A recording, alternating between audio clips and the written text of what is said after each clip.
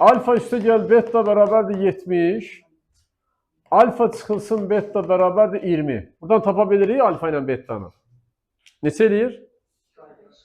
Alt-alta toplasaq 2 alfa bərabərdir 90-a. Alfa bərabərdir 45. Alfa 45 isə beta neçədir? 25. 20 yox. 25. İndi bizə nə soruşur? Deyir ki, qoyduq bir kənara.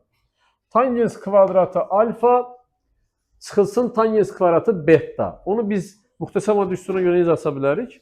Yazıram. Tangens alfa çıxılsın tangens beta vurulsun tangens alfa üstə gəl tangens beta. Məxrəcdə də 1 çıxılsın tangens kvadratı alfa ilə tangens kvadratı beta.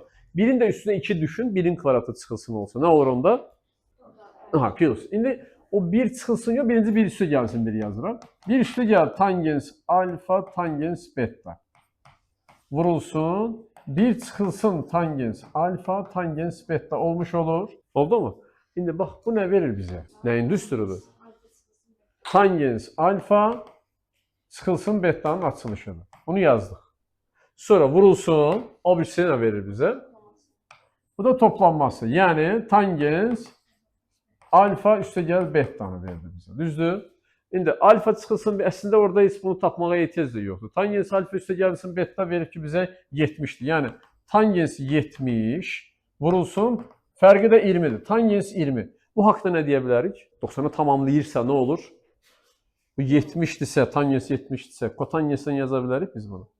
Kotangens 20. Tangens 70'in yerinə kotangens 20 yazsaq, vurulsun tangens 20'ni də olduğu kimi saxlasaq nəyə bərabərdir?